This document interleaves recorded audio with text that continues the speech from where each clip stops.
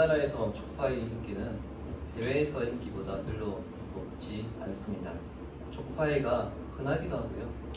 초코파이보다 더 맛있고 대체 가능한 것들이 있다 보니 굳이 내 돈 내고 초코파이를 사 먹는 아이들을 찾아보기가 쉽지 않습니다. 심지어 사줘도 안 먹는 애들도 있습니다. 저 역시 기억을 더듬어 보면 중고등학교 시절에 제 돈 내고 초코파이를 사 먹은 기억이 없는 것 같습니다. 교회에서 간식을 주면 그때서야 왜 이런 걸 주지? 그런 생각으로 먹었던 기억이 있는 것 같아요. 그런데 제가 초코파이를 처음으로 제 돈 내고 사 먹은 적이 있습니다. 입대 후 첫 휴가 때입니다. 여러분들도 한 번쯤은 다 들어보셨겠지만 군대에는 초코파이 교도들이 있습니다.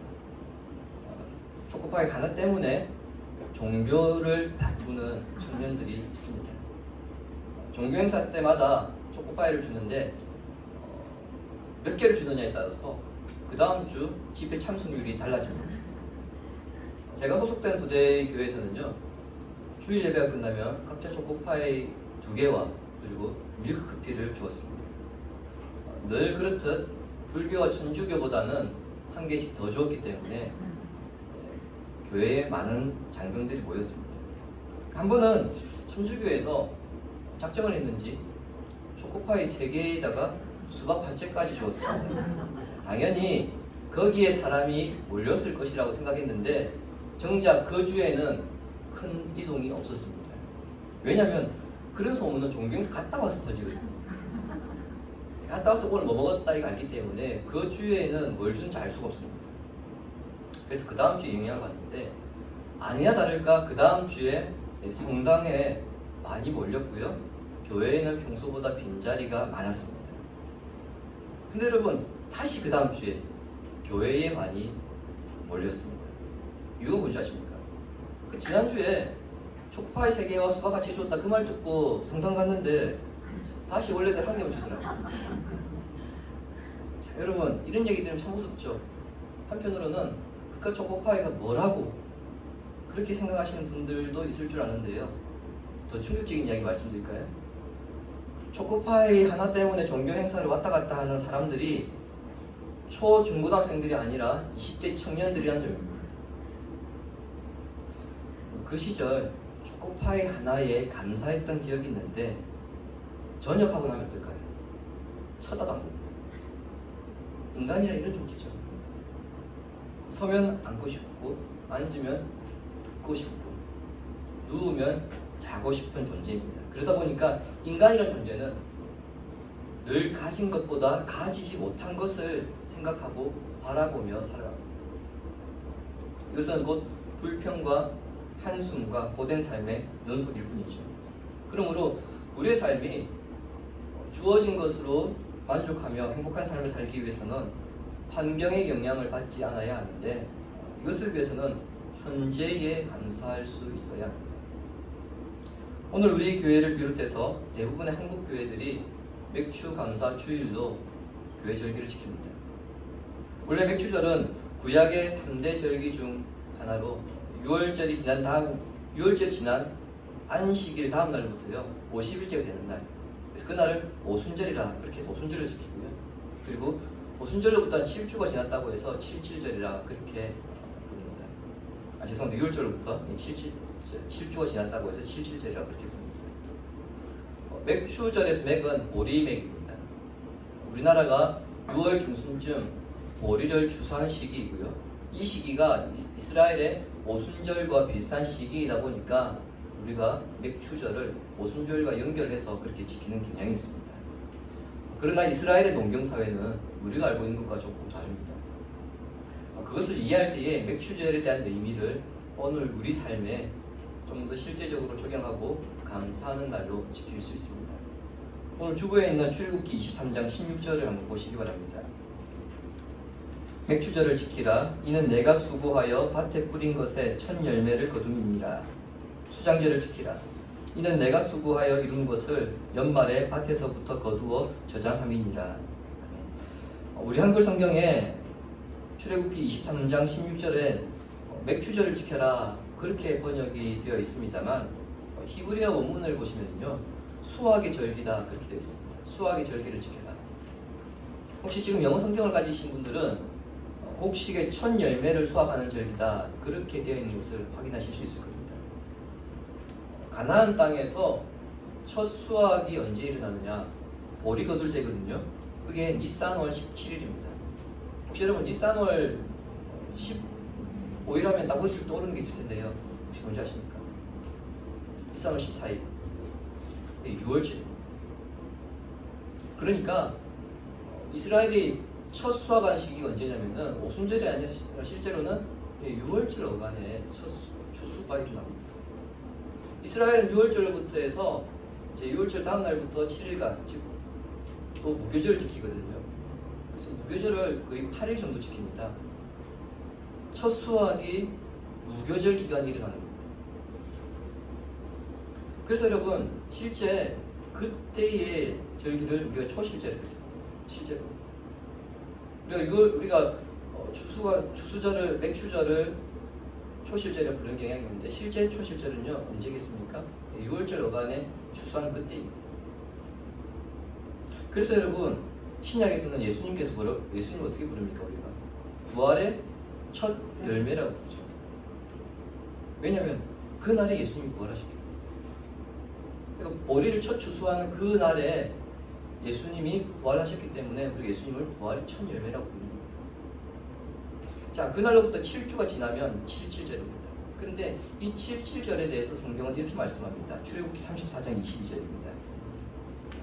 77절 곧 맥추의 초실절을 지키고 새말에는 수장절을 지키라.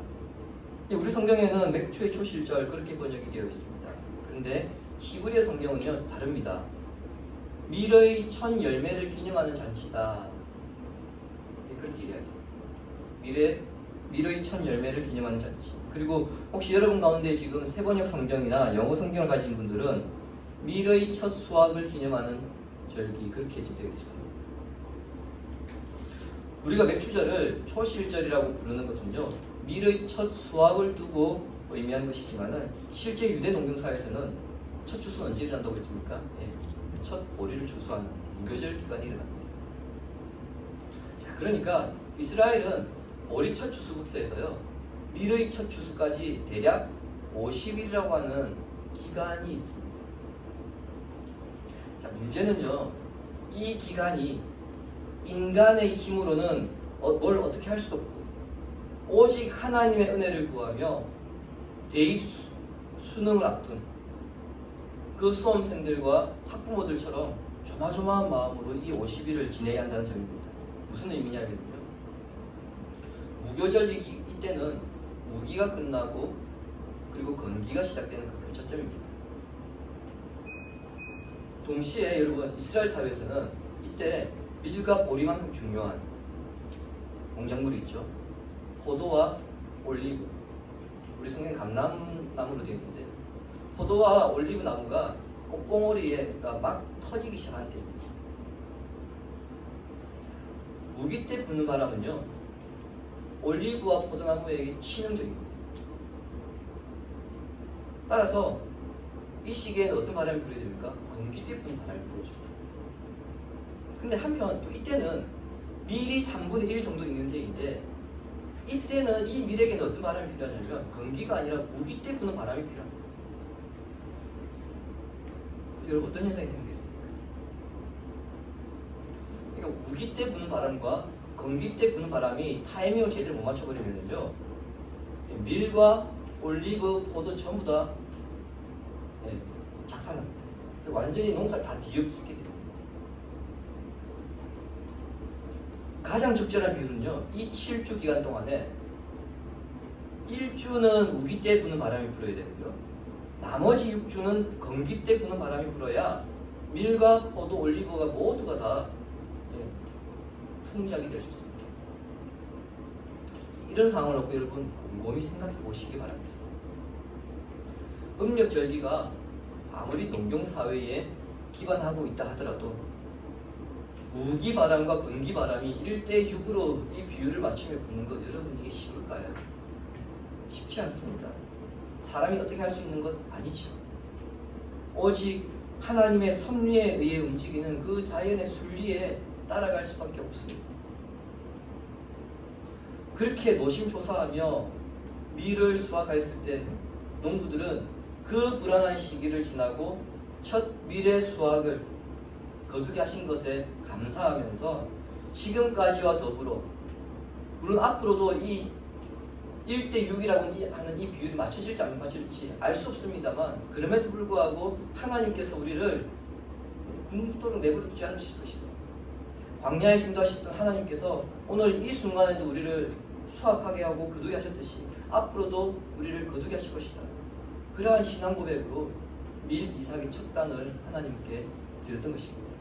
이것이 맥추절 77절에 담긴 의미입니다. 우리가 그들처럼 농사를 짓는 것은 아닙니다.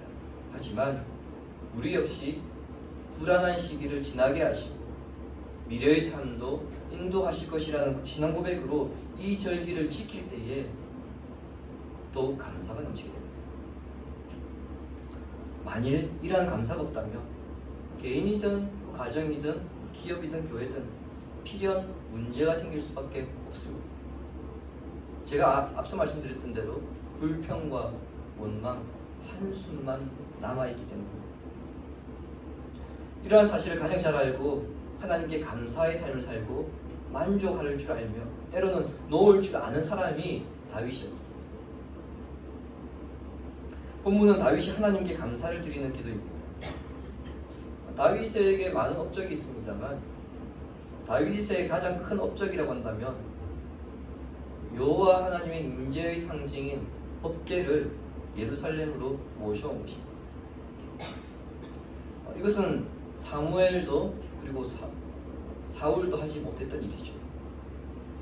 그런데 다윗은 여기에서 만족하지 않고 그 법궤가 영원히 머물 수 있는 성전을 짓기 원했습니다. 하지만 하나님은 하지 말라고 하셨죠. 다윗의 입장에서는 자신의 소원, 목표를 이룰 수 없게 된 것입니다. 돈이 없는 것도 아닙니다. 충분히 있습니다. 그리고 다윗에게는 그 성전을 지을 수 있는 능력도 충분합니다. 그런데 하지 말랍니다. 이것을 쉽게 생각할 수 있는데요. 이렇게 생각하면 다윗의 마음이 상실감이 굉장히 컸다 생각할 수 있을 겁니다. 한때 한국 교회에 유행했던 말 중에 하나가 호랑이는 죽어서 가죽을 남기고 사람은 죽어서 이름을 남기며 옥사는 은퇴하며 예배당을 남긴다, 그런 말이 있습니다. 그래서 여러분, 목사가 은퇴할 때쯤 되면은 여건도 안 되면서 무리하게 교회 건축을 했습니다. 교회를 위해서라고 했지만 정작 은퇴하고 나면 그 막대한 비용에 대한 고통은 고스란히 누가 집니까? 성도들이, 교인들이 짊어져야 굉장히 이야기하자면 사실상 목회자 자신의 업적을 기념하기 위해서입니다. 그런데 다윗은 모든 것을 다 갖춘 사람입니다. 그런데도 하나님께서 하지 말라고 합니다. 실망감이 참 클 듯한데요. 내가 할 수 있는데도, 하고 싶은데도 그것을 하지 말라고 하니까 그 목표가 꺾여버리니까 실망감이 참 클 듯한데, 그런 상황에서 그는 하나님께 감사의 기도를 드리고 있습니다. 왜냐하면 26절 때문입니다. 오늘 본문 26절 함께 읽겠습니다. 여호와여, 오직 주는 하나님이시라.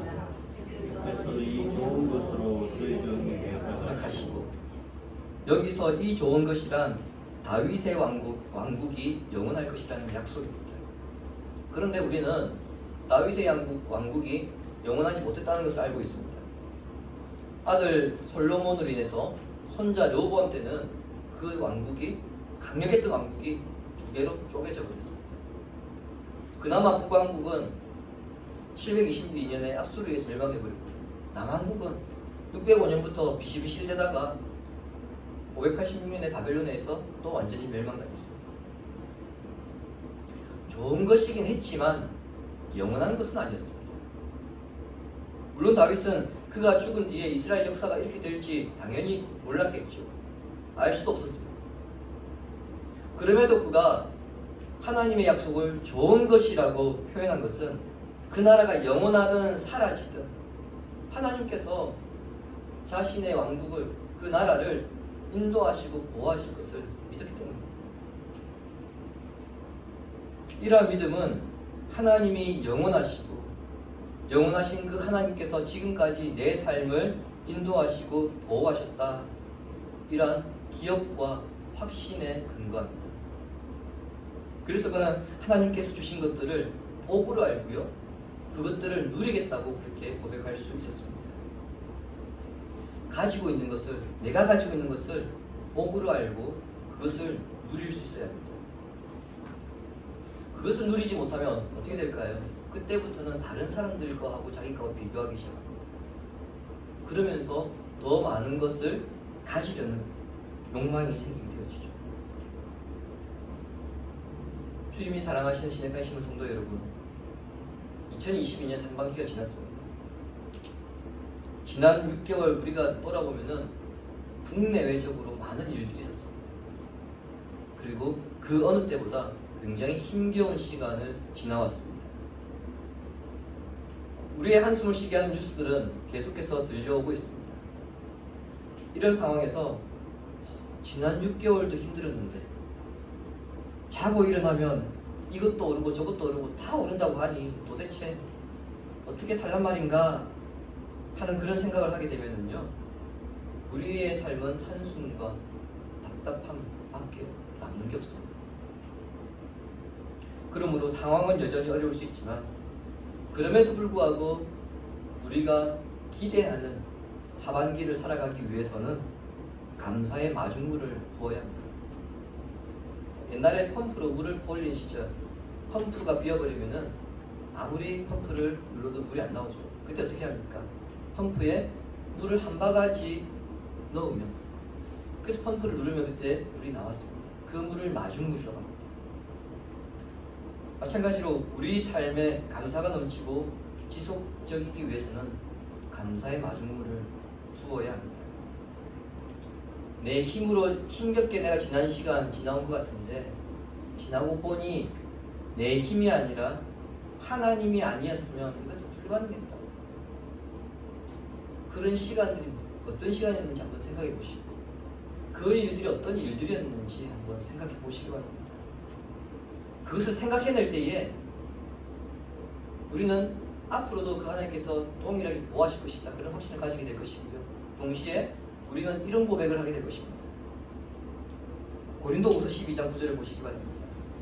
나에게 이르시기를 내 은혜가 내게 족하도다. 이는 내 능력이 약한 데서 온전하여 짐이라 하신지라.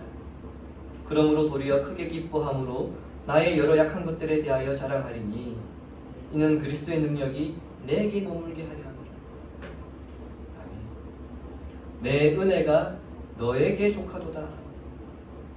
네가 연약한 만큼 내가 너에게 채워놓았다. 그런 주님의 말씀입니다. 내가 그동안 지나왔던 시간들 사실상은 연약함의 연속이었는데, 내가 넘어지지 않고 지금까지 내가 견딜 수 있고 버틸 수 있었던 것은 사실은 알고 보니까 주님의 능력이 있었기 때문이고, 그 은혜가 나를 붙잡고 있었기 때문이라. 그 바울의 고백을 지금 우리가 대하고 있는 중에 있습니다. 바울의 이 고백이 동일하게 우리의 고백이 된다면 여러분, 그렇습니다. 그 은혜는 지금도 나를 붙잡고 있습니다. 그렇게 고백하게 될 것입니다. 하나님께서 나에게 좋은 것으로 늘 채우신다는 이 사실을 믿으시기 바랍니다. 가지고 싶은 것을 내가 못 가질까? 여러분, 그것을 초조해야 조마조마한 마음으로 살아가지 말고 지금 내가 가지고 있는 것이 무엇인가 그것부터 한번 세워보십시오. 그리고 그것이 무엇인지 여러분 알고 있다면 누리며 살기 바랍니다. 감사의 마음이 더욱 넘칠 것입니다. 그리하여 앞으로 4개월 후면 이제 우리가 추수감사주일을 또 맞이하게 될 텐데, 추수감사주일에 다시 지난 시간, 즉 오늘을 돌이켜봤을 때에 오늘보다 오히려 추수감사절이, 또 그때보다 연말에 감사로 인한 축복이 더욱 풍성한 복을 누리는 성도가 되기를 예수님의 이름으로 축원합니다. 아멘. 찬송가 406장